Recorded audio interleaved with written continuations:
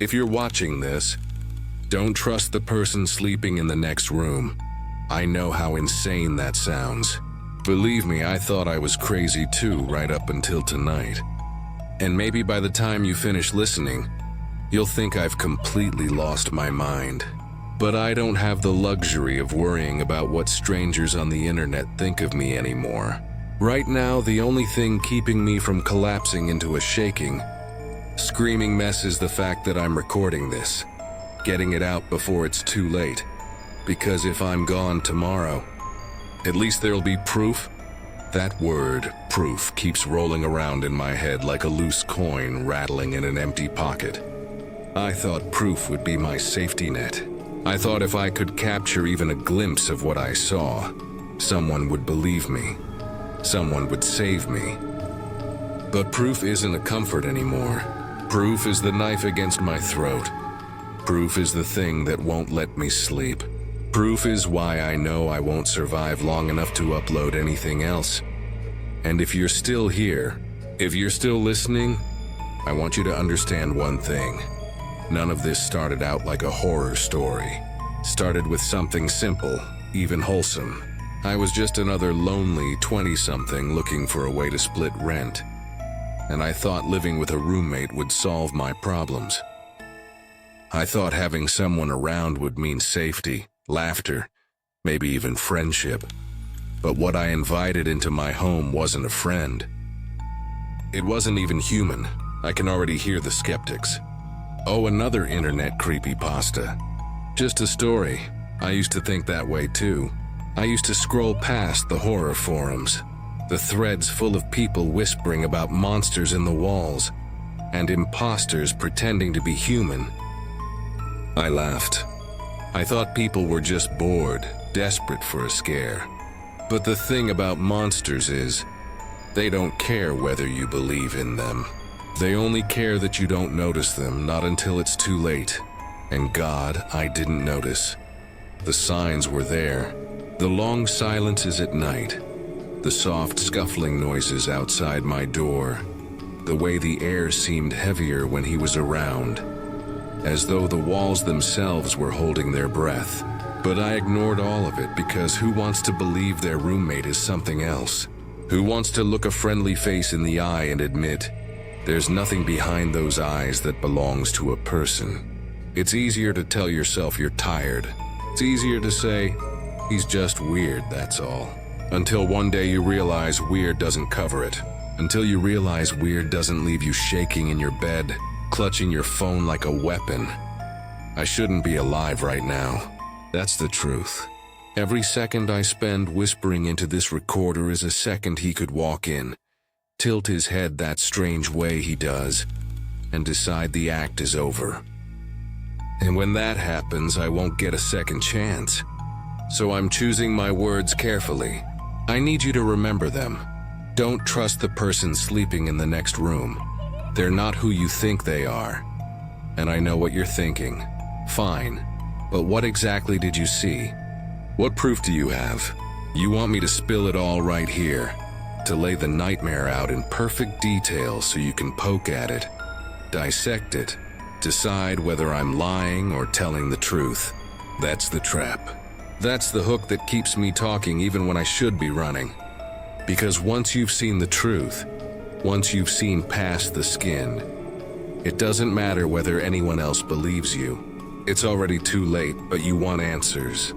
You want the story. So here it is. I'll tell you how it started. I'll tell you how I ended up living with something that smiled like a man and slept like a corpse. I'll tell you how I ignored every red flag until the night I couldn't pretend anymore. And when you hear it all, you'll understand why I'm not making it to morning. But before I rewind, before I drag you back into the quiet beginnings of this nightmare, let me leave you with this one image. Something burned into me so deep I'll never shake it. Imagine the person you trust most. Friend, a sibling, maybe even the stranger you share your apartment with. Imagine their face in the glow of a lamp, soft, ordinary, human. Now imagine that same face in the dark, Tilted, twisted, stretched too far in places no face should stretch. The same lips still smiling, but smiling at nothing human at all. That's what I saw. That's what lives with me, and that's what I invited in. So, let's go back to the beginning, when all I wanted was a little company, a little safety. Back to the day I thought a roommate would solve my loneliness. Turns out, all it did was open the door to something I'll never escape. When I think back to the beginning, I almost laugh at how ordinary it all felt. I mean, there was nothing cinematic about it. No lightning strikes, no creepy music. Just me, scrolling through rental listings on a cheap laptop while eating stale pizza.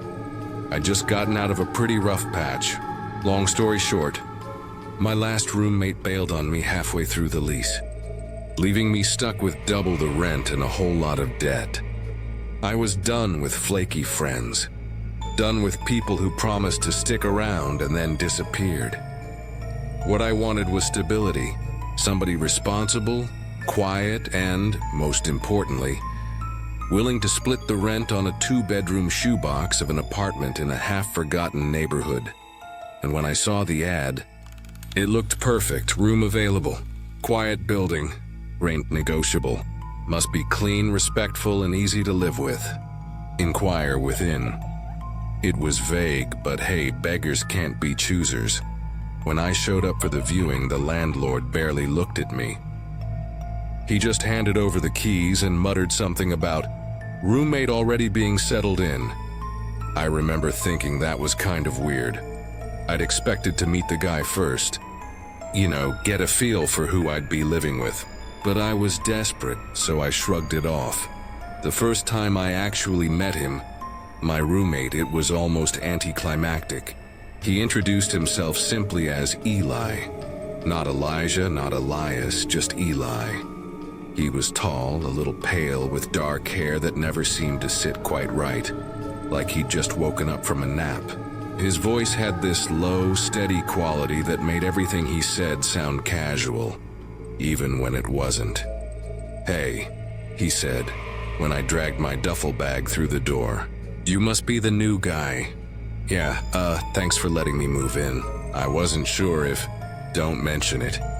He gave this crooked grin that was almost charming, almost. "It's better with 2 people here, you know?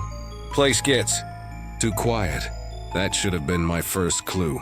But at the time, I just laughed, relieved. "Tell me about it." "Last apartment, I could hear my upstairs neighbor's dog snoring through the ceiling." Eli chuckled, though it was more like a hum in his throat than real laughter. Then he helped me with my boxes, carrying one like it weighed nothing. From the start, he seemed like the perfect roommate. He didn't blast music. He didn't leave dishes piled up. He paid his half of the rent on time, every time. In a world where most roommates are disasters, that felt like winning the lottery. For a while, life almost felt normal again. I'd come home from work, toss my bag on the couch, and Eli would be sitting at the kitchen table, scribbling in some notebook I never got a good look at. Sometimes we'd talk, sometimes we wouldn't. The silence never felt awkward, just empty, rough day. He asked once when I came in looking like hell. Boss chewed me out for being 5 minutes late. Again, Eli smirked. "Time's fake anyway." I laughed because who says that? But he said it so casually, like he wasn't joking. He had a lot of those little quirks. Like he never really ate with me. If I made spaghetti, he'd sit with me at the table but only push food around on his plate. When I asked if he wasn't hungry, he'd just shrug and say, "I'll eat later." Or when I tried to ask about his past, where he grew up, what brought him here, he'd deflect. "So you from around here?" I asked one night. He tilted his head, that crooked grin playing at his lips. "Does it matter?" I forced a laugh. "I mean, not really. Just curious. Curiosity's dangerous," he said, still smiling. Then he changed the subject. At the time, I brushed it off. Some people are just private. I figured maybe he'd had a rough childhood. Or maybe he was just socially awkward. Not everyone wants to spill their life story over beer and pizza, right? And honestly, it was kind of refreshing not to have a roommate who overshared or dragged me into drama. For once, things were simple. Still, there were these tiny moments that didn't add up. Like the time I walked into the living room at 3 in the morning to grab some water and he was just standing there, in the dark, not moving, not on his phone, not watching TV, just standing facing the window. Couldn't sleep? I joked, voice shaking a little. Eli turned slowly like I'd interrupted something. His eyes caught the glow from the streetlight outside, and for half a second, they looked too reflective, too sharp, like the eyes of an animal. Then he blinked and they were normal again. Something like that, he said. Brushing past me toward his room, I told myself it was nothing. Just a trick of the light. I kept telling myself that. Because day to day, he was still the ideal roommate. Quiet, respectful, even kind in his way. Once when I came down with the flu, he left medicine and soup outside my door. Didn't even say anything about it later, just took care of it. So I convinced myself everything was fine. Better than fine. And maybe that's why I ignored the way my cat, before she ran off, and yes, I'm still telling myself she ran off, wouldn't go near his room. She used to curl up in my lap when I watched TV, purring loud enough to drown out the hum of the fridge. But every time Eli walked into the room, her ears flattened. She'd hiss, jump off me, and bolt down the hall. She's skittish, Eli said once with that same calm smile. Animals sense things. Maybe she doesn't like mine. I laughed, even though a cold knot had already started to form in my stomach. Looking back now, I should have noticed the first sign. But hindsight is a cruel gift. When you're living through it, the red flags don't look red at all. They look like quirks, coincidences, little things you'll laugh about later. I told myself Eli was harmless. I told myself he was just odd. And odd was better than dangerous. I told myself a lot of things. And maybe if I'd paid more attention, maybe if I'd trusted my gut, I wouldn't be here whispering into this recorder, praying I get the whole story out before he notices I'm awake. But back then, I wasn't afraid of him. Not yet. Back then, he was just Eli, the quiet, cheap, almost too perfect roommate. Back then, I thought I'd finally gotten lucky. At first, it was easy to ignore the little things. Too easy, actually. I kept telling myself that everyone's got quirks, right? Everyone's a little off in their own way. But when quirks start stacking up, they stop being quirks. They start becoming patterns. And patterns. Patterns are dangerous. The first one was food. Or more accurately, the lack of it. See, I'm not a great cook, but I can make the basics. Pasta, scrambled eggs, frozen pizzas. I'd always offer Eli some when I made extra. He'd thank me, sit down, and then just move food around on his plate. He'd tap his fork against the noodles, cut the pizza into neat little triangles, even bring a bite to his lips sometimes. But he never actually swallowed anything. You don't like pasta? I asked one night, watching him twirl noodles only to let them slide back into the bowl. He looked up at me, almost amused. I like the idea of it. The idea? Yeah. Comfort food. Rituals. People eating together. He smiled faintly, the way people smile when they're sharing a secret. It's less about the food, more about the company. I laughed because what else was I supposed to do? But later, lying in bed, I realized I hadn't actually seen him chew once since I'd moved in. Not once. Then came the noises. Old buildings creak, sure. Pipes groan, walls shift. But this was different. It wasn't random. The sounds came in patterns. 3 slow scratches, a pause, then 2 more. Or a whisper so faint I couldn't tell if it was in the walls or my head. The first night it happened, I texted Eli from my room. Hey, you up? Kinda sounds like someone's in the kitchen. No reply. I sat there, phone glowing in my hand, straining my ears. The scratching stopped. Then footsteps, slow, deliberate, crossed the linoleum floor, my breath caught. I waited for the bathroom door to open, or his bedroom door. Something to prove it was just Eli wandering around at night. But nothing, just silence. In the morning, I asked casually, "Were you in the kitchen last night?" Eli was rinsing a mug in the sink, his expression unreadable. "Nope, you sure?" I swear I heard footsteps. He looked at me over his shoulder, lips curling into that crooked smile. "Maybe the building's haunted," I tried to joke back. "Guess we'll have to call a priest." But the way he looked at me, too long, too still, made my stomach knot. Finally, he chuckled and went back to washing the mug. Guess so. The shadow started next. It was late, probably past midnight, when I walked into the kitchen for a glass of water. The light from the street lamp outside slanted through the blinds, cutting the room into bands of silver and black. And that's when I saw it, a shape crouched by the fridge. I froze. The shadow wasn't moving. It looked wrong. Too big for Eli, too bent, like a man trying to fold himself into the shape of an animal. "Eli," I whispered.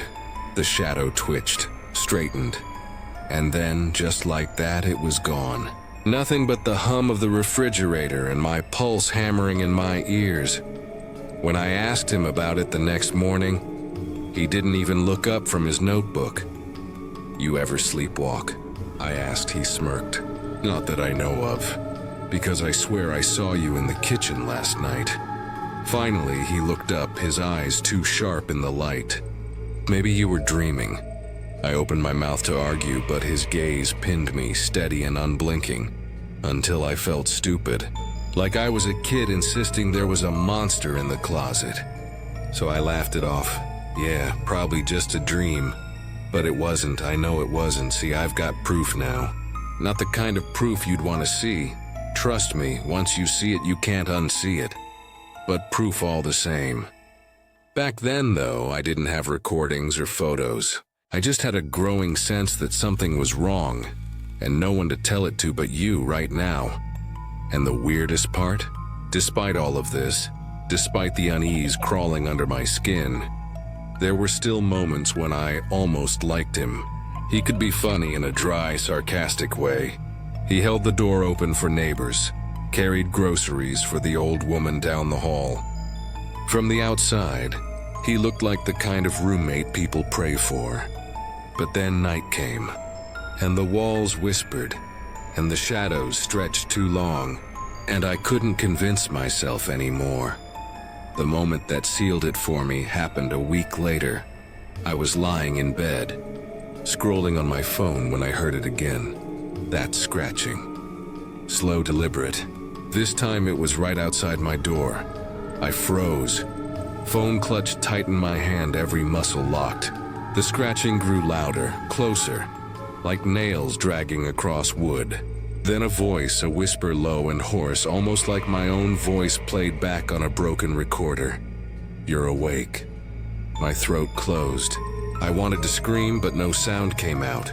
Then silence, no footsteps retreating, no door closing, just silence.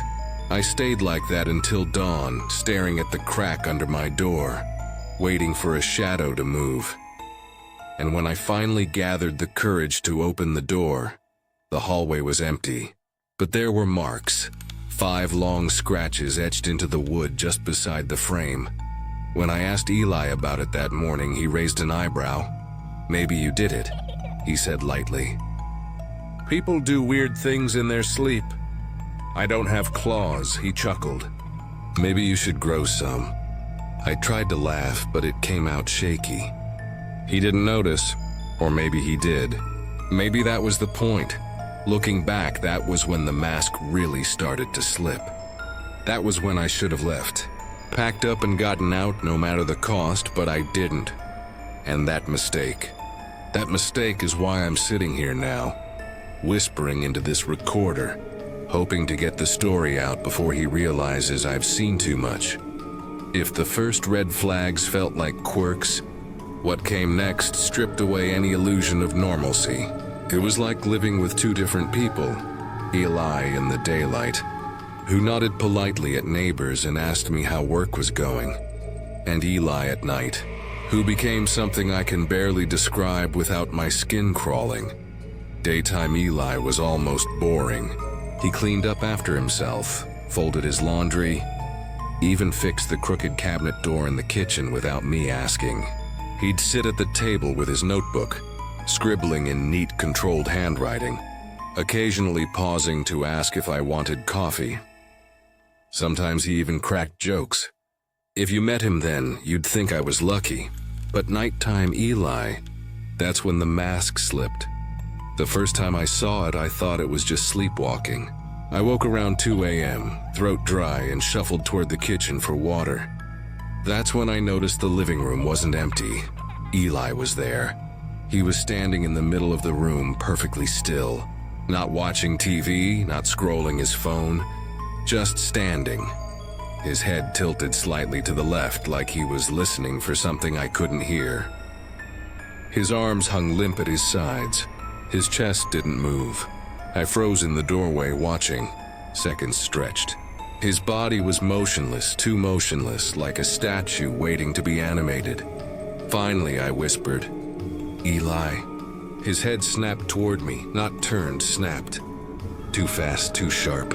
His eyes caught the faint glow from the streetlight and glinted like glass marbles. For a moment, there was nothing human in that stare. Then he blinked, rubbed his eyes, and muttered, "Couldn't sleep." He shuffled past me into his room, as casual as if nothing had happened. I didn't sleep for the rest of the night. After that, the language started. I'd wake up to the sound of his voice filtering through the thin walls. At first, I thought he was on the phone, maybe talking to family overseas. But the words didn't sound like any language I knew. Harsh, guttural sounds twisted together with soft, rhythmic syllables that made my teeth ache just hearing them.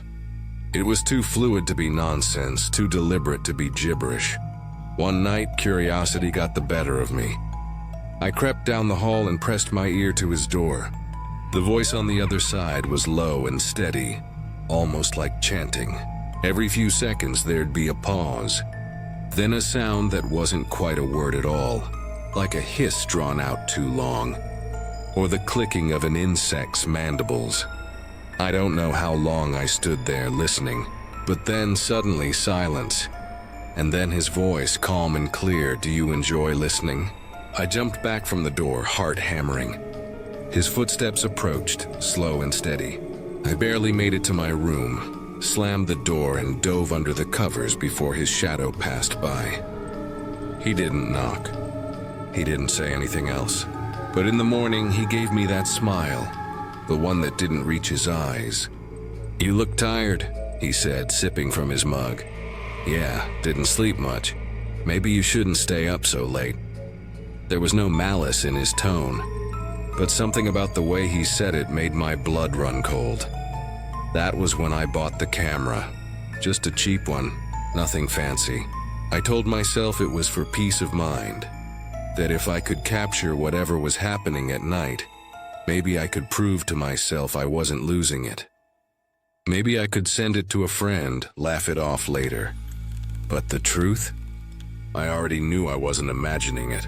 I needed proof for someone else, anyone else, because I was already too far gone. And I'll tell you this much. I caught things I wish I could forget.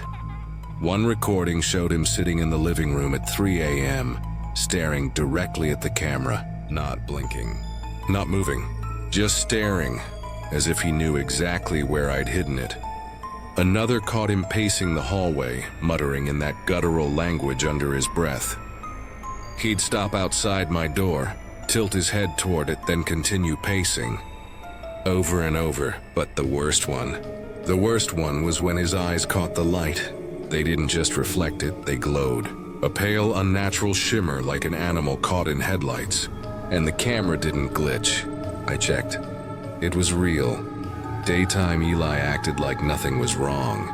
He'd ask if I wanted to order takeout, remind me to lock the door when I left for work, even talk about sports scores he clearly didn't care about. But nighttime Eli was unraveling the thin illusion of normalcy one thread at a time. The contrast was maddening. I'd spend the day convincing myself I was paranoid, only to spend the night convinced I wouldn't survive until morning. And the noises, God, the noises, kept getting worse. Scratching became knocking. Knocking became heavy thuds against the walls, like fists slamming from the inside out.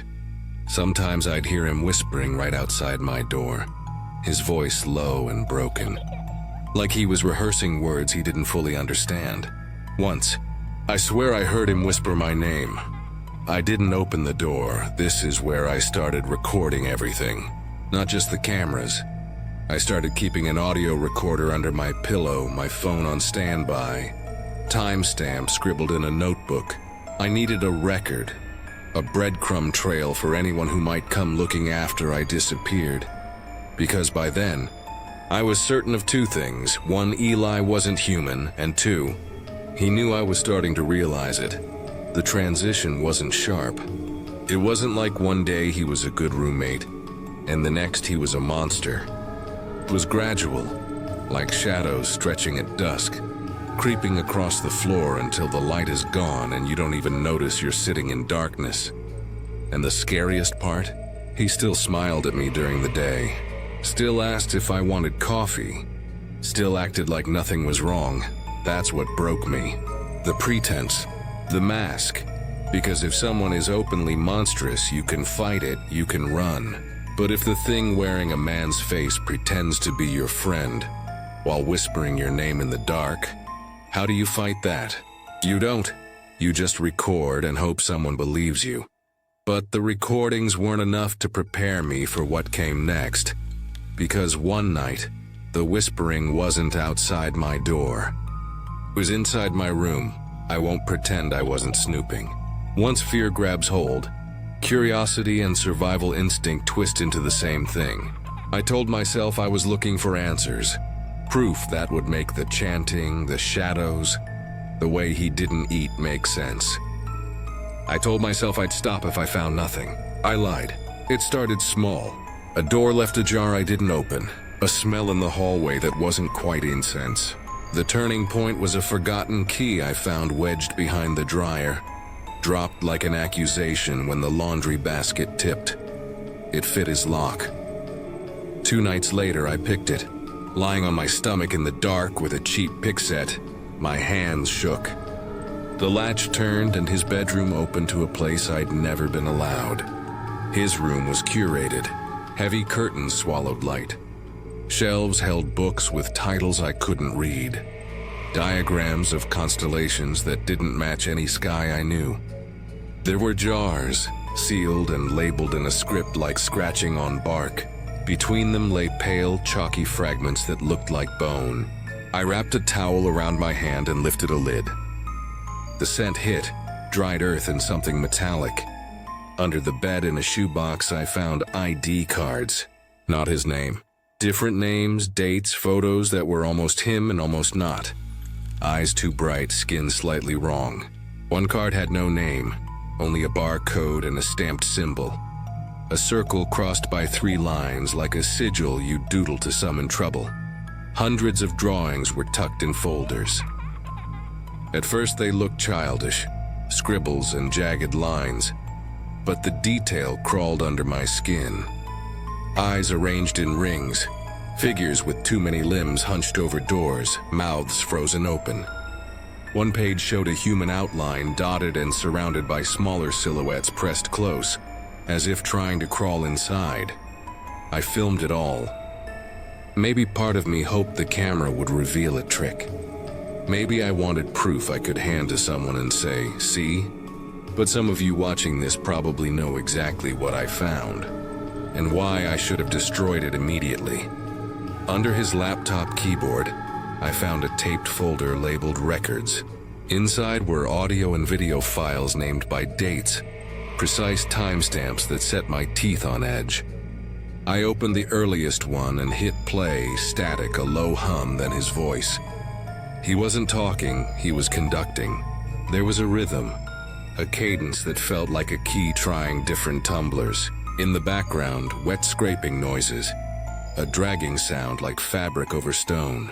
The video showed our apartment, the same scuffed floorboards, but the light was wrong, warped. Shadows moved against the wall as if alive. Later files were worse. One showed him and two others standing in a circle, bowed. On the floor were the jar's contents: bones, dried petals, a rusted key.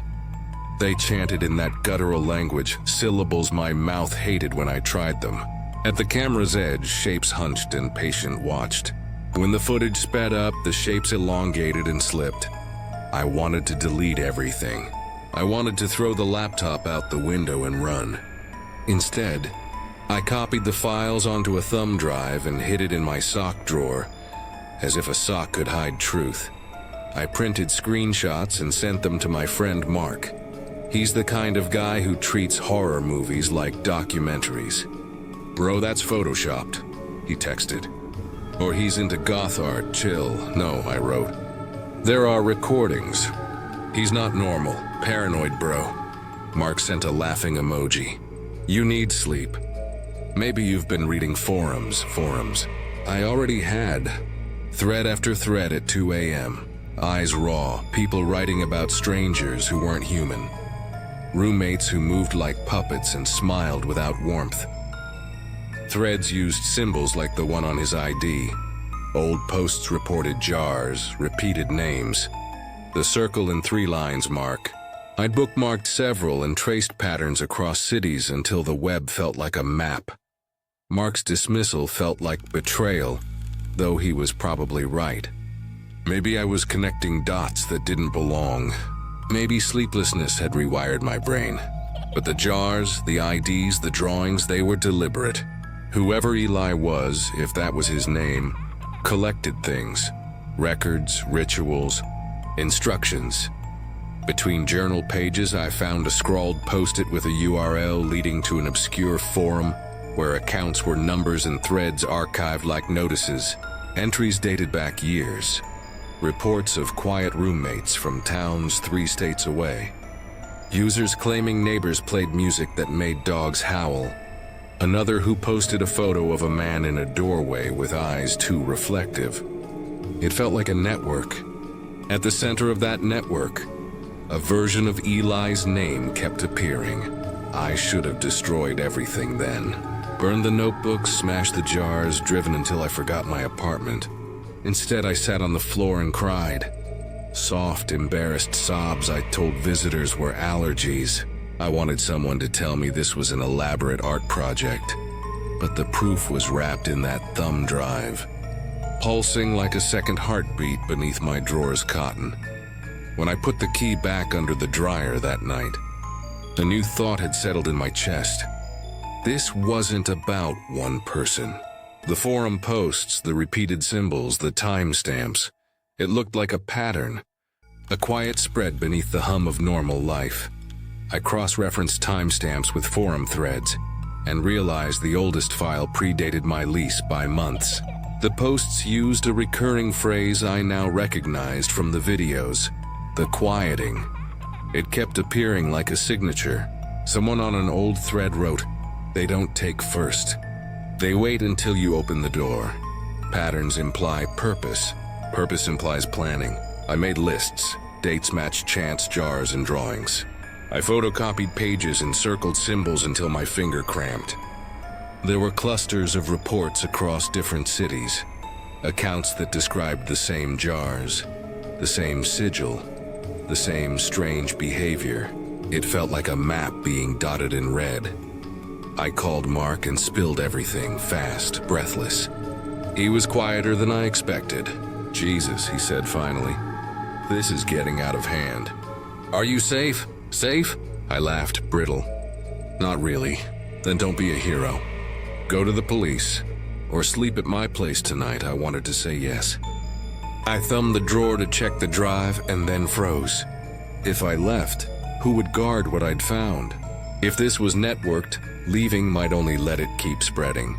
The thought of abandoning the evidence felt like betrayal. So I stayed. I hid the drive in a sock, kept photocopies behind a false bottom, and kept digging. The recording suggested coordination, timed events, references to other addresses, notes that read like logs. Someone or something was keeping count. And that was the part that made my skin crawl. It was organized. They cataloged victims like inventory, clinically. I told myself I'd be casual about it. Ask one question, get one answer. Instead, I knocked, and the door opened to Eli's calm face, the hallway light mapping him in a soft triangle. Up close, he looked ordinary, but his eyes were strange, too steady, like someone watching a rehearsal. "Can we talk?" I asked. "About the noises, the scratches." "It's getting worse," he smiled, patient. "Come in. Sit down." I spilled it all, the marks on the wood, the whispering at night, jars on his shelves, IDs with other names. I watched for shock. He only looked amused. "You're going through my things?" He asked, voice even. I needed answers, I said. "If there's danger here, I deserve to know." He stepped near, brushing my arm, a touch that felt like a warning. "Danger is a heavy word," he said. "Sometimes ignorance keeps people calm." "Don't deflect," I snapped. "I have recordings." I found files. "I saw you chanting." A flicker passed over his face. Impatience, animal and quick, then gone. "You should delete them," he murmured. "You should forget." "Why?" My voice lost its edge. "Because you asked me to cover for you." He laughed soft. "I don't want you frightened. Fear eats people." "You're the reason I'm frightened," I said. "You stand in the dark, whisper words I don't know. Let shadows gather." "How is that not creating fear?" "What you call whispering are practices," he said. "Practices that require care." "Care for what?" I pressed. "What are you practicing at 3 in the morning?" He considered, then answered in a small, precise way. "So we fit in. So when we step close, your alarm doesn't wake you." My skin cooled. "Step close?" He took a photocopy from my hand. His fingers were cold and the touch felt like ice. He scanned the pages, drawings, timestamps, then handed them back detached. "Harm is clumsy," he said. "Seamlessness is an art." "Seamlessness?" I echoed. "Blending in to move unnoticed?" "We practice until the seam is invisible," he said. "We learn cadence, posture, the warmth in a voice. We rehearse smiles, an art." I scoffed. "You mean a method to take people's trust?" "We step into gaps," he replied. "We enter when doors and routines create openings."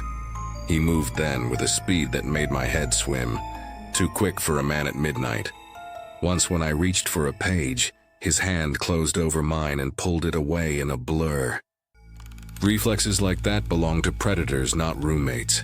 "Show me," I said. "Prove you're not just eccentric." He watched me, amused and calculating.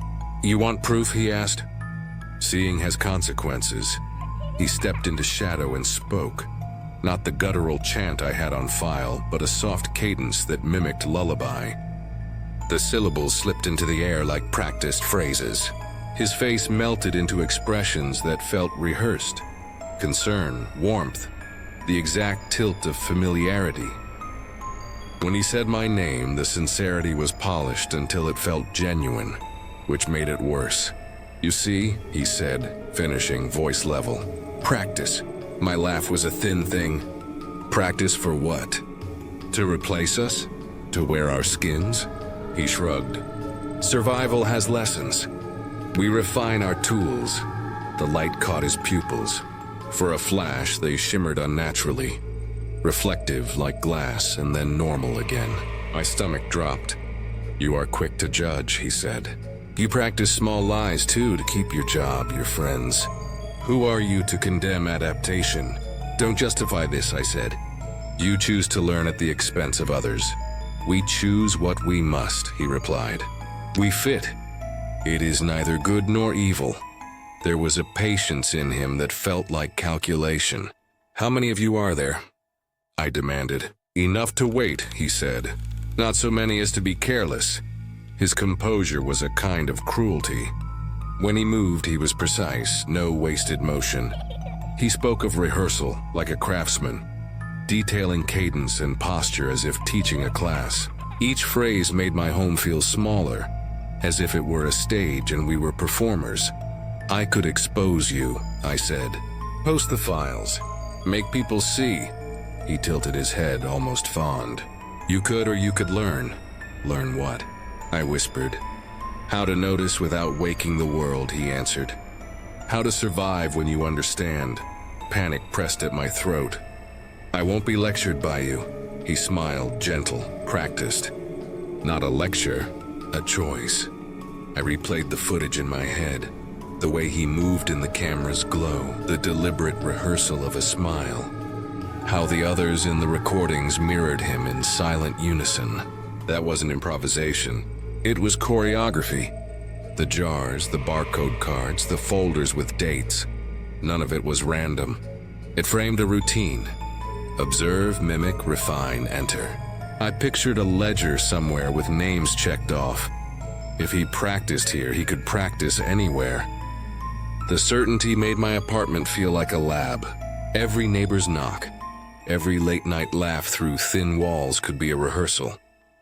I imagined him watching people on the street, learning small gestures and folding them into his act.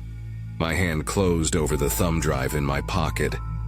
It was warm, heavy with consequence. Mark would tell me to leave. Mark would make a joke. Would anyone take the files seriously? Or would they forward them as another weird internet story? The drive felt like a live thing I couldn't show. Eli watched me, eyes still as a pond. You could make noise, he said. You could call friends. Scream until your voice breaks. No menace, just fact. But noise is transient. We learn from silence. He tapped something small in his palm, a metallic click. The sound was tiny but precise. Felt like a key being turned behind the scenes. He didn't have to threaten. The gesture told me he had more than practice. He had preparation. I realized exposing him wouldn't be simple. The more I knew, the narrower my options. Leave and risk losing proof, or stay and risk being part of whatever curriculum he served. Both choices felt wrong. My throat closed. Decision felt impossibly heavy. I swallowed and said, "What happens when it's perfect?" He looked at me with a tranquility that was terrifying. "Then you don't notice," he replied. "Then there is no alarm, no whispering in the dark. Only a person who looks like someone you trust." That simple statement resounded like a bell. I pictured faces. Neighbors, lovers, strangers, each a potential entry point. The thought curdled into something like grief. And that's when I realized my roommate wasn't pretending to be human. They were practicing. I told myself the recordings would be the end of it. I'd sit back, watch calmly, and hand the files to someone who could make sense of them. Instead, proof is not a comfort. It's a beacon. I'll show you a clip, but don't blame me if you can't sleep after. The camera I bought was cheap, a little night vision model. I set it on a shelf in the living room, angled to catch anyone who moved through the main space. I left it recording for 3 nights, my thumb hovering over the power button. On the second night, the thing happened. The file opens on silence, the grainy green of night vision filling the frame. At first, there's nothing. Empty furniture, streetlight bars across the floor. Then a shadow leans into the frame. Eli's silhouette, but wrong. His shoulders are too angular. His head cocked at an impossible angle. His movements are disjointed, geometric, like a puppet learning human motion. He stands in the room and turns toward the camera. For a second, his face is half lit and the image glitches. The pixels smear, and his mouth stretches too wide, as if someone pulled the edges of a photograph. The sound is minimal. Hiss of the night, my heater. Then a noise that should not exist. An exhale that froths and clicks. a scraping like wet nails over metal layered with a low harmonic that makes the air vibrate. He tilts his head and the pupils flash. Not reflection, actual glow. A sick pale wash making the white seem blacker by contrast. His mouth forms syllables that have cadence but no language. His fingers elongate, joints knotting into shapes a human hand shouldn't make. He traces the air in front of the camera with a deliberate, reverent motion. The recording cuts. The floor shows fresh spirals etched into the varnish, concentric scars that weren't there before. I replayed the footage until dawn. My eyes blurred and my stomach knotted. Proof had become a second heartbeat beneath my skin. I copied the file to the thumb drive hidden in my sock drawer and sat with it like a living thing. For hours I considered showing Mark, the police, uploading it. Each option felt like a trap. Upload and invite ridicule, go to police and be laughed at, show Mark and have him call me paranoid. Then came the knock. It wasn't casual. It was slow measured, 1 pause, 2 pause, 3, then silence. The pattern echoed like a metronome. My phone lay on the nightstand with the file open. The thumb drive pulsed in my pocket. When I opened the door, he leaned in the frame, evening light sketching his jaw. For a moment, he looked like daytime Eli, calm, almost tender. Then his throat rippled in a way that made the skin move. He offered a mug of tea like an offering. Couldn't sleep, he said. Thought you might want something warm. My hands shook. I invited him in, possibly because I wanted to see his face to confirm the footage wasn't a trick. He sat, asked about my day, and I held the drive like a hot coal. He glanced at it and measured me. "You've been busy," he observed. "Busy," I echoed. For a second, we both laughed, thin and brittle. I stood. "I need honesty." He blinked, pupils shimmering faintly. "Of course." "Are you human?" I asked. He considered. "What does human mean to you?" He answered, soft. "It means you don't stand without breathing," I whispered. "It means you don't chant and leave circles on floors. It means you don't have IDs with other names. Names are flexible," he said. "Faces are equipment." Something in me welded into resolve. "Show me," I demanded. "Prove you're not what I think." He smiled, amused. "You want proof?" he said. "You want spectacle?" "Yes," I said. He moved toward the lamp with a motion that was not ordinary. He pulled his sleeve over his hand and the lamp cast monstrous shadows. He spoke, not the guttural chant from my files, but a thin, musical voice that mimicked lullaby cadence.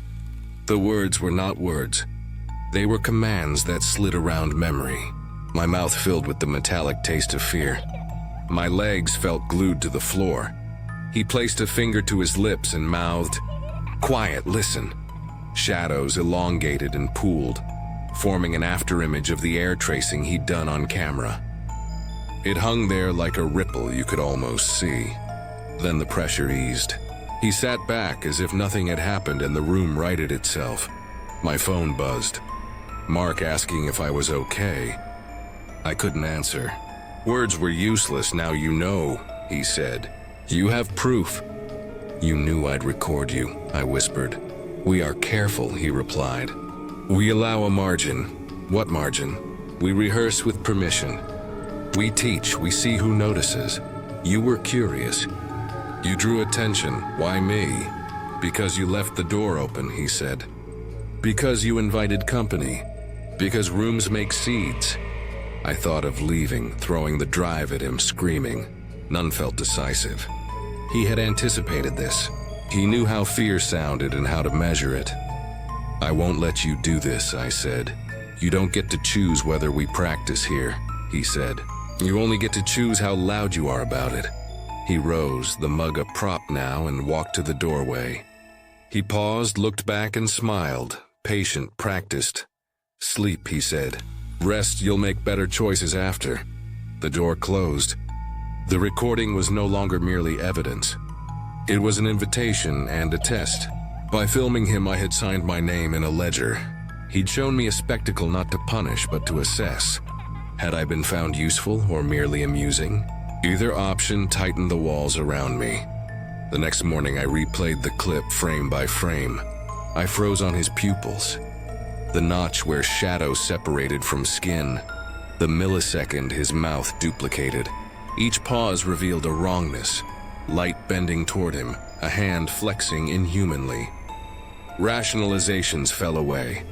The footage had weight. I sent Mark a vague message. He told me to come over. Leaving felt like safety and betrayal at once. If I went, the drive and the files might be compromised. If I stayed, I was a target in my own home. I hid backups and watched Eli like an experimenter. He altered small things. Knocks with shifting cadence, a folded napkin on my stoop, a polished stone on the mat. Each token felt like an experiment. He watched my face when I found them. One night the laptop woke and a file dated that evening blinked up. It was footage from a ceiling cam. Angles that meant someone had been inside the apartment overhead. The video showed me on the couch, oblivious. A patient figure lingered at the frame's edge. A shadow touched my doorknob. I hadn't been the only watcher. Proof had shifted from defensive archive to ledger of attention. They cataloged more than rituals. They watched patterns, mapped routines. I had been chosen. The thought lodged like a stone. Sleep stopped claiming me. Eli's daylight smiles smoothed into something colder. Measurement rather than curiosity. He knew I had recorded him, and his behavior bent toward efficiency. Where there had been oddity, now there was method. Then a knock at 3 a.m., precise and urgent. I opened the door and he said, "You filmed me." Simple words. Heavy meaning. He had evidence that I had evidence. By recording him, I had become part of the record. The suspense shifted from observation to decision. He could now decide what to do with a witness. I realized then that my active documentation had inverted the balance. Proof had not been a shield. It was a signal flare. He had noticed the signal and adapted. The knowledge that he knew I knew made every moment electric. I started imagining scripts he could write against me. Gentle manipulations, subtle freezes in social moments, a public face that erased private proofs. Even worse, I pictured him teaching others, handing out techniques like recipes. The suspense didn't just rise. It sharpened into intention. He didn't practice. He curated. And now that I had seen him perform, he would determine whether I remained a witness, participant, or footnote, or both. At first, I thought the problems were coincidence. Phones glitch. Routers break. People get busy.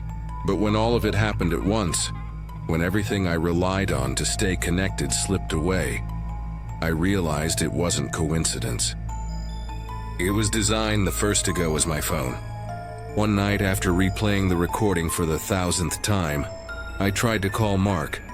The screen lit. The dial tone buzzed. Then nothing. Just a flat silence, like someone cut the cord mid-ring. I tried again and again, and the calls ended before they started. Texts wouldn't send. Even the drafts disappeared as soon as I typed them. When I reset the phone, it came back on with a blank wallpaper and an empty contact list. Every number, every photo, every thread, gone. I sat staring at a glowing void, as if the device had been scrubbed clean. A chill threaded through me. I hadn't pressed delete. The next morning, the Wi-Fi went down. Not just for a minute. Not the normal, reset the router and wait outage. It was gone. The network name itself disappeared. I tried piggybacking on a neighbor's connection, but every signal nearby blinked out one by one, as if something were sweeping through the building. By then I was panicked. I ran to the coffee shop across the street, clutching my laptop. Their Wi-Fi wouldn't load. The staff insisted it was fine, showed me YouTube on their phones. But when I tried, the connection stayed dead. It wasn't the internet that failed. It was me. That's when my friends stopped coming around. Mark didn't answer texts, didn't pick up his phone. I knocked at his apartment 3 times before a stranger answered the door. swearing nobody named Mark lived there. I showed her a photo on my phone, his goofy grin, his arm slung over my shoulder at a bar, and she just shook her head. "I've lived here 6 years," she said. "I've never seen him," I wanted to scream. Instead, I stumbled back to my building, clutching the useless phone like a dead heart. Inside, Eli sat at the table, sipping tea. "Long day?" he asked, eyes bright with feigned sympathy. I didn't answer. The apartment had always been small, but it began to shrink. Corners grew sharp, shadows deepened. The walls didn't echo anymore, they swallowed sound. Every time I tried the door, Eli was already standing there, keys in hand, smiling. "Where are you going?" He'd ask lightly. "Just out," I'd mutter. "Stay in," he'd suggest, always gentle, never commanding. But the gentleness was worse. It made me feel like I was choosing to obey. Once safe routines twisted into cages. The hum of the fridge became a low, pulsing drone that set my teeth on edge. The curtains, once just dusty fabric, seemed too heavy, like blackout cloth meant to keep eyes from seeing in or seeing out. Even the floorboards felt wrong, their familiar creak turning into a coded rhythm beneath my steps, as if someone beneath the wood was knocking back. I started leaving notes for myself. Check drawer, drive still there. Count jars, still the same. Don't forget your name. I hid the scraps and books under couch cushions, even taped one to the inside of my jacket pocket. It wasn't just paranoia, it was survival. Because sometimes when I woke in the morning, those notes weren't where I left them. And sometimes they weren't in my handwriting. The worst part wasn't Eli. It was the silence. The silence grew heavy, oppressive, like static pressing against my eardrums. Days blurred. I'd open my mouth to speak and the words would dry up, as if the air refused to carry them. I stopped trying to reach out.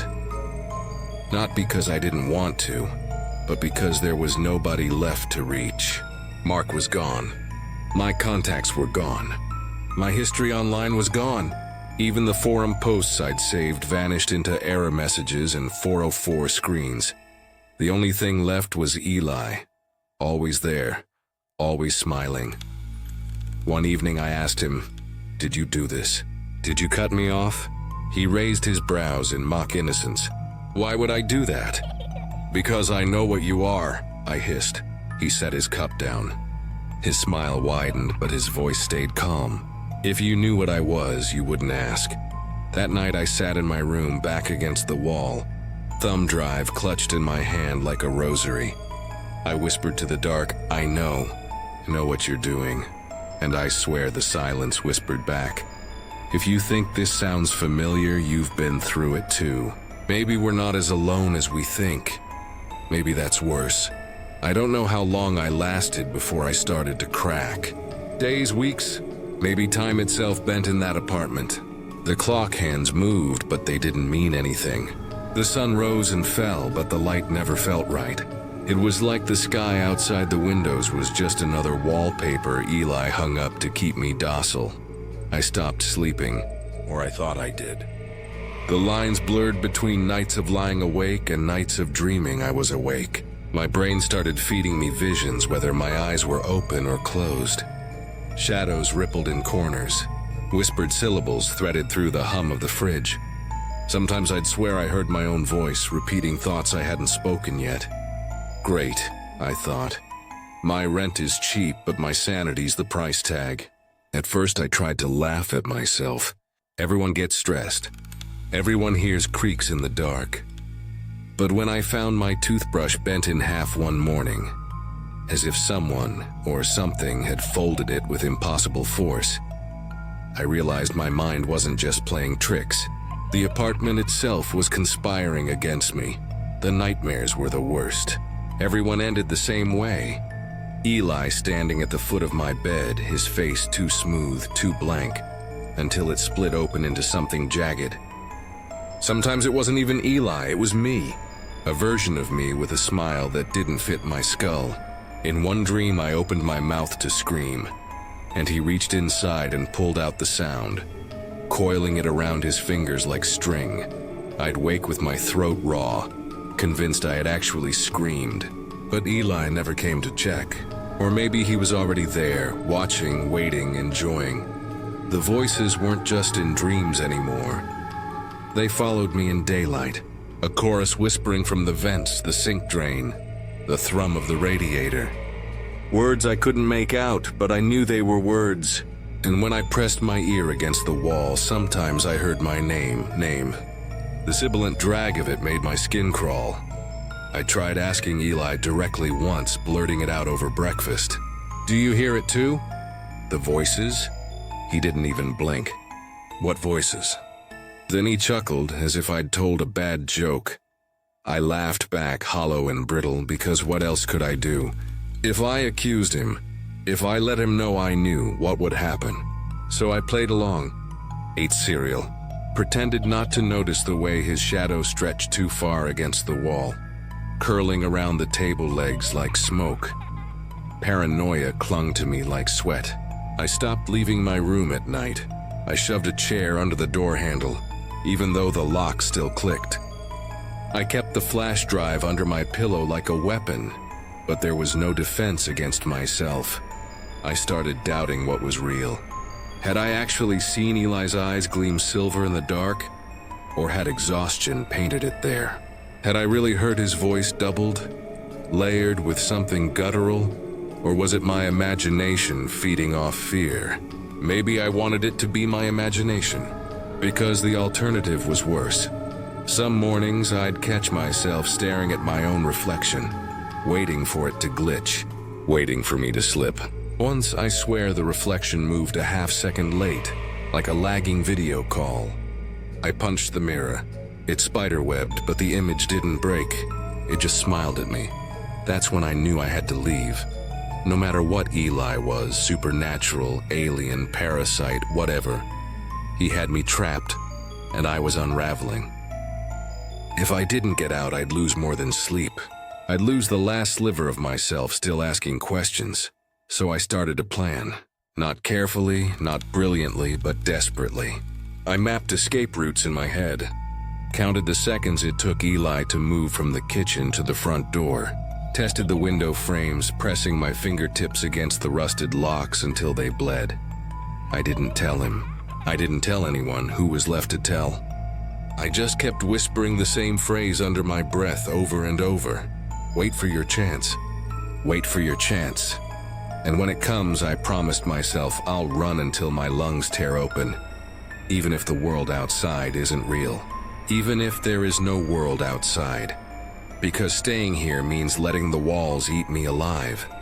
It began with little betrayals, notes in places I hadn't left them, a glass of water cold on the nightstand though I hadn't drunk, the prickle on my neck like someone reading over my shoulder. At first I blamed stress, then sleep deprivation. Then I stopped lying to myself. The apartment was rearranging my head. My dreams turned into rehearsals. Eli stood at the foot of my bed, mouth moving without warmth, eyes rolling as if reading cues. Plaster faces floated beneath the ceiling, neighbors with patient, blank smiles. In one dream, my cat sat in a chair and applauded with clipped claws. I woke with the taste of iron, and the sense that sleep was a training ground. Daylight offered reprieves.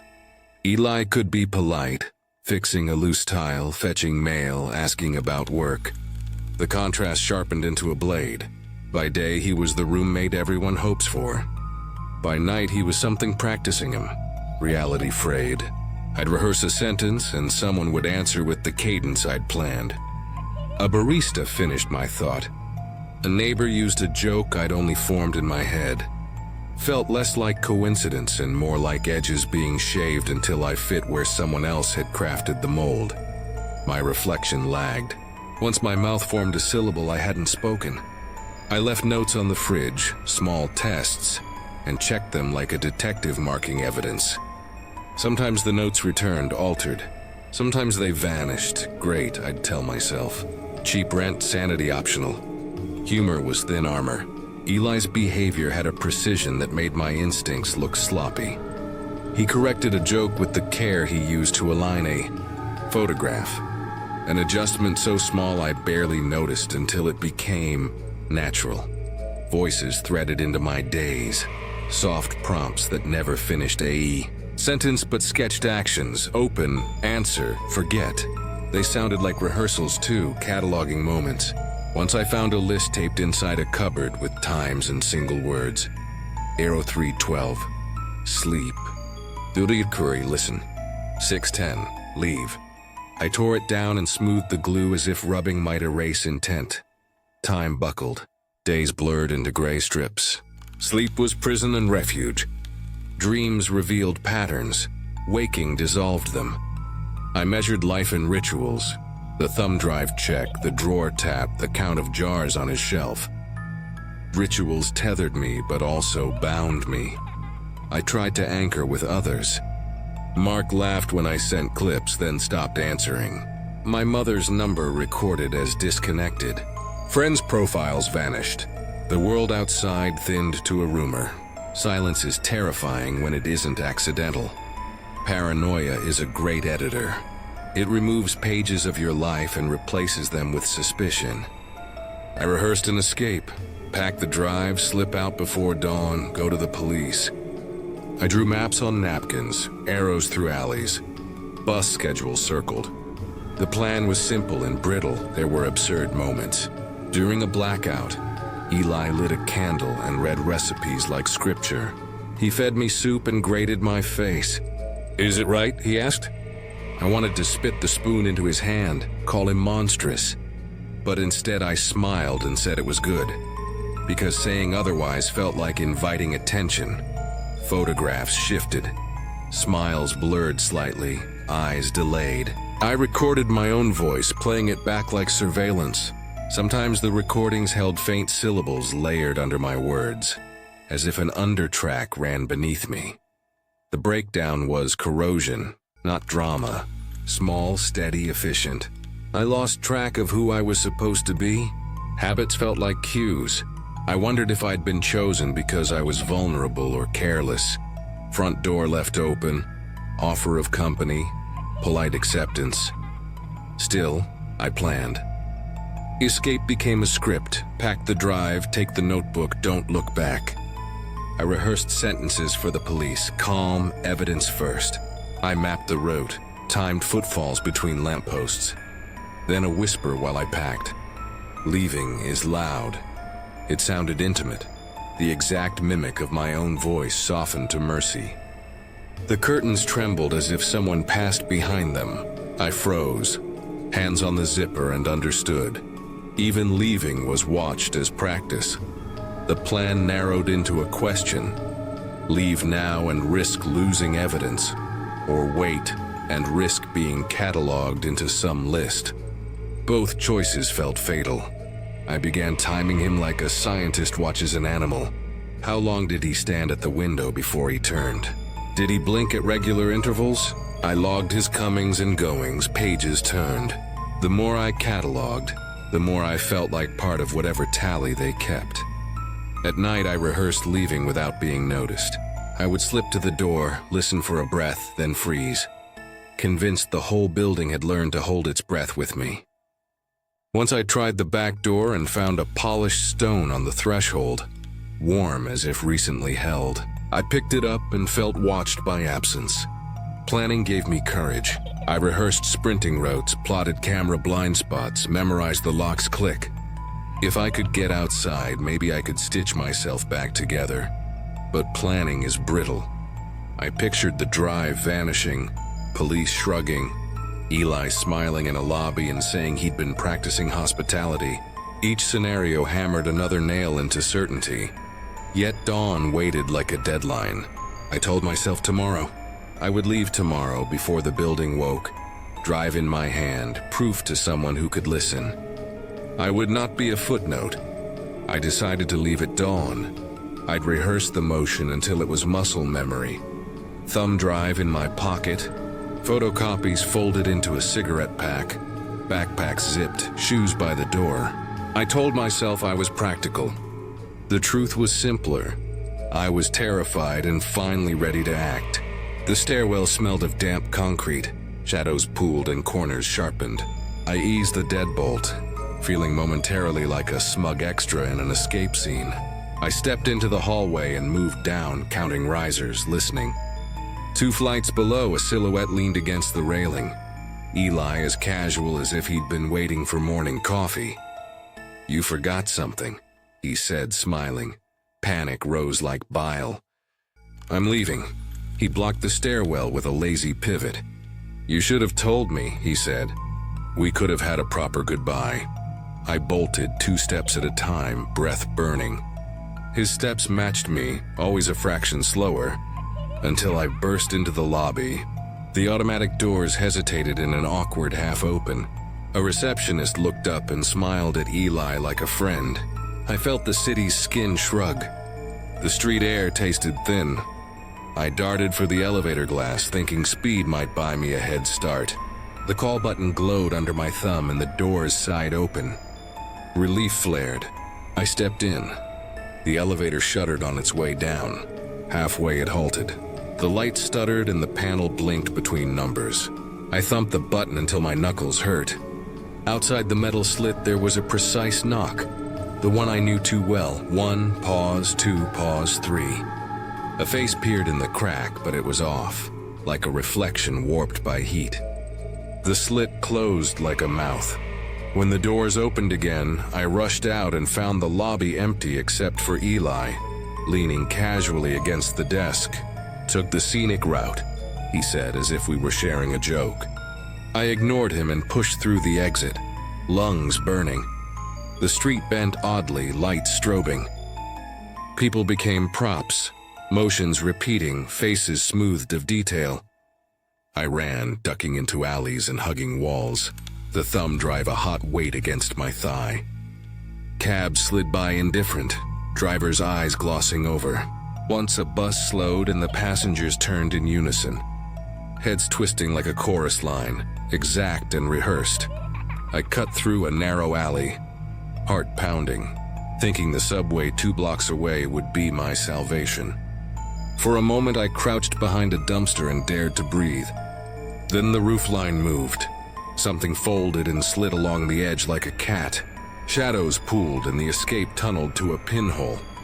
Footsteps matched mine again, slower, precise.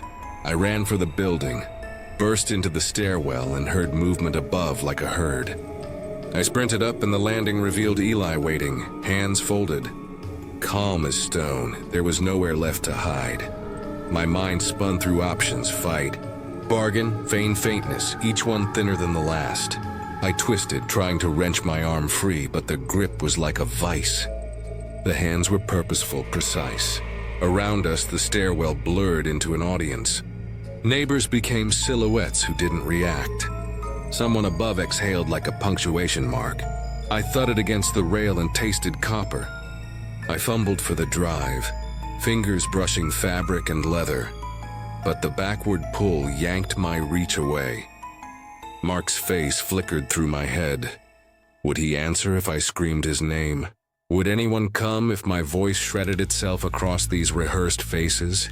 The idea of handing the files to someone felt suddenly naive. A plot twist in a story I could no longer write. Still, I tried. I doubled my focus on the small, hard object in my pocket. The only truth that wasn't performance. The building's noises tightened into a single tone and someone muttered indistinct syllables. A murmur that might have been prayer. Might have been an instruction. The hands tightened, reminding me I'd strayed off the script. I thought of burning the drive, but fear kept my fingers from making that clean choice. I thrashed and screamed. My voice ricocheted off concrete and wooden railings into a cold sky. Feet marched above and below, indifferent. I was dragged toward the landing in Eli's patient face. "Stop," I gasped. "Stop, let me go." "You should have stayed," he murmured, voice velvet. "We were practicing when you woke us." The hands tightened. My world narrowed to the thunk of my heartbeat and the rasp of my breath. I looked up and the seams of the world seemed to ripple. The light, the air, the faces crafted. I had stepped off script. Someone closed in, fingers at the back of my jacket, lifting as if I were a crate. I felt my feet leave the stairs. The building tilted. My stomach lurched. As I was hauled toward the shadow by the landing, everything went thin and bright. I reached for the thumb drive, fingers scraping the pocket, and for a heartbeat thought I tasted freedom. Then rough hands clamped around my throat, and the stairwell blurred into a single, suffocating sound. On the morning after they dragged me back into the stairwell, Eli set a mug of coffee in front of me and sat with a terrible calm. He placed a yellowed photograph on the table, a group of people under a sky that looked slightly wrong, faces younger and less practiced. The picture had the intimacy of a family album for strangers. "We aren't invaders," he said. "We are students." "Students?" I barked. "You practice in people's homes and call yourselves students?" "We observe," he said. "We learn posture, cadence, the tiny pauses that make a lie believable. We practice warmth because warmth opens doors." He told origins like someone summarizing a syllabus. Some remembered different skies.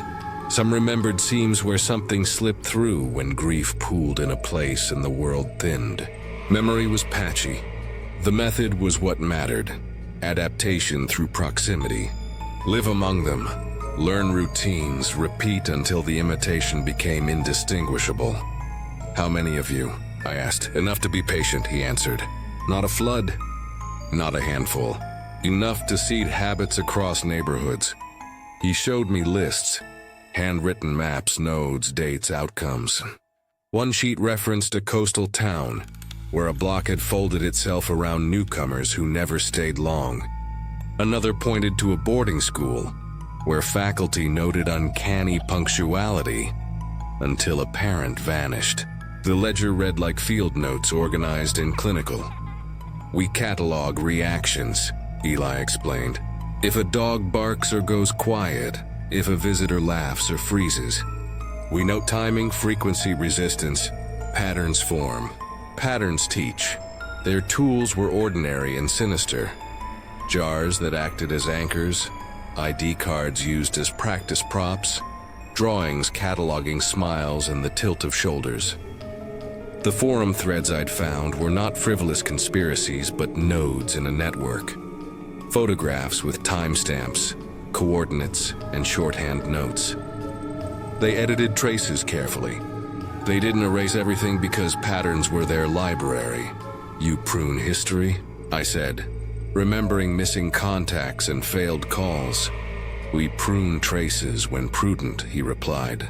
"We prefer to nudge perception rather than rewrite it. Make the present unremarkable, so the past phrase. Why live among us?" I demanded. "Why not stay on your seam?" "Proximity is the classroom," he said. "You cannot perfectly reproduce cadence from outside. Rhythm is taught by touch and timing. We learn to tell the right joke at the right moment, to tilt ahead in a way that breeds trust." He spoke of teachers and novices, of methods and small ethics. "We debate limits," he said. "Violence is messy. Patience is efficient. We aim for minimal harm because chaos invites scrutiny." His words were a cold rationality wrapping something cold as a rule book. The realization that this was organized changed the shape of fear.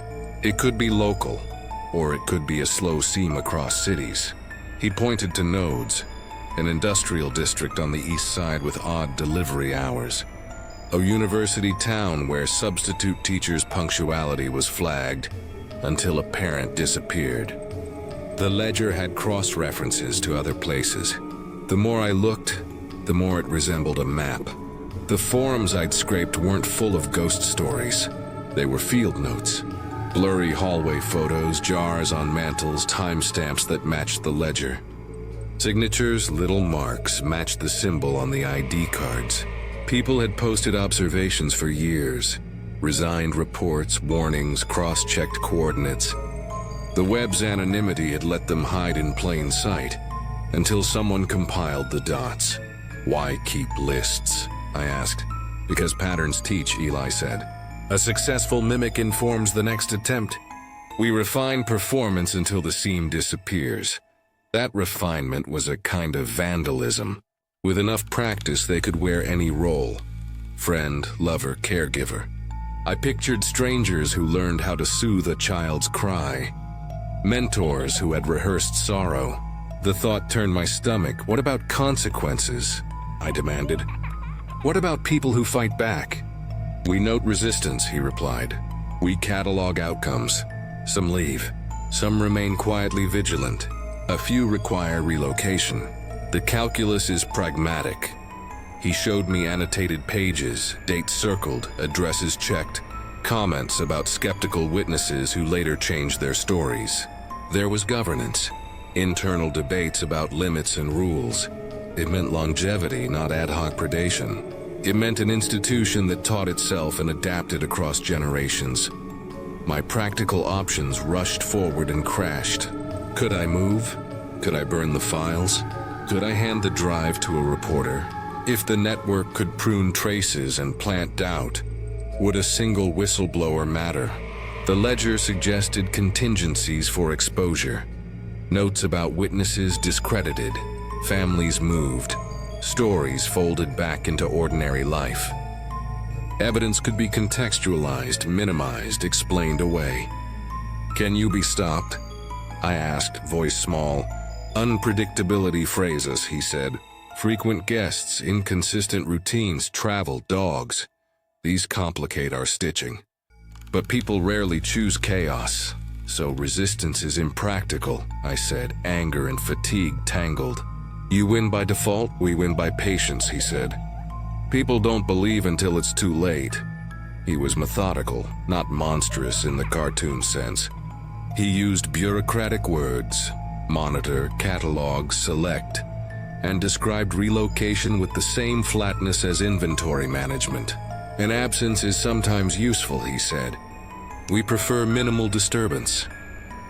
The phrasing reduced lives to items on a checklist. I thought of my missing contacts, Mark's apartment with the wrong tenant, the scrubbed web posts. The ledger on his table had my unit circled and the neat note beside it. Observed, resists. The word felt like a verdict. Do you teach more of you? I asked. We teach, he replied. Novices learn from elders. Techniques pass hands like recipes. That is how the network expands, by training.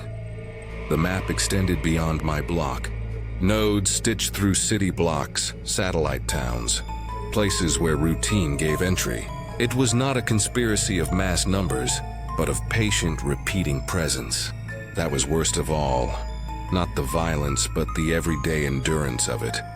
I pictured mornings years from now with someone learning my coffee order and greeting me with practiced sympathy.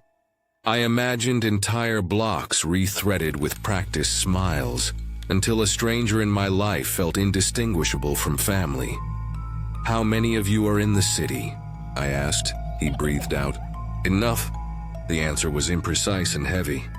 He added, not everyone you pass is what they seem. My next question felt petty and desperate. What will you do with me? We will monitor. We will note. Exposure changes trajectories, he said. Some become cases closed gently. Others become lessons. The room narrowed. I felt cataloged, an entry to be annotated. My files were both proof and vulnerability. Raw material the ledger could interpret. I had evidence, yet the network had context and contingency. Before I could press further, he leaned forward and said, quietly, the scariest part isn't who we are. My voice slipped out smaller than I felt. Then what is it? He met me with that patient smile, and his answer landed like a verdict. It's how many of us already live among you. If you're still watching this, then somehow, against every rule they live by, my words slipped through. Maybe the files synced before they scrubbed me. Maybe one of you caught the fragments and stitched them back together. Or maybe this is just another layer of their rehearsal. Me thinking I'm resisting while they're already memorizing my failure. I don't know how long I have. Minutes, maybe less. But I need you to hear me. I'm not the first and I won't be the last. Eli made that clear. He wasn't even angry when I fought him. He wasn't even angry when I screamed into the stairwell. He was disappointed. Like a teacher watching a student drop out before the final exam. The ledger on his desk. It wasn't just about me. There were names, addresses. Some of them might be yours. I saw patterns, coffee shops, dorms, apartment complexes, office cubicles. Places where loneliness is common. Where a stranger can slip in and you'll be grateful for the company. That's their hunting ground. Our need for warmth. You think you'd notice, right? You'd feel the wrongness in their smile. Or hear the echo in their voice. But no. They practice until your instincts grow dull. They practice until even your own reflection second-guesses you. I thought I was clever. I thought saving files to a drive, hiding notes in books, speaking to this camera would save me. But they're patient. They prune, they edit, they adjust until you doubt yourself more than you fear them. That's the point. Fear fades. Doubt lingers. Do not trust the easy friend. Do not trust the polite stranger. Do not trust the one who never quite blinks at the right time. If you're watching this, it's because I forced the upload. I rewired the router to dump everything into public channels the second it detected tampering. It's crude, but maybe crude is unpredictable enough to slip past them. You'll find files, clips, notes, fragments. You'll dismiss some as corrupted. That's what they want. But look closer. Patterns repeat. Cadence repeats. Faces repeat. And if this sounds paranoid, if you're rolling your eyes, remember this. I used to laugh at stories like these. Until I lived one. Listen, the only reason I'm still breathing is because Eli thinks I've broken. He thinks I've given up. He left me with the ledger as if daring me to act, knowing the weight of it would paralyze me. He's not wrong. Holding proof feels like holding a loaded gun with no training. You don't know where to aim. You don't know if pulling the trigger makes you safer or just louder. But I couldn't leave quietly. Not after what I saw. Not after realizing how far the seam spread, so here it is. My last act, my warning, my proof.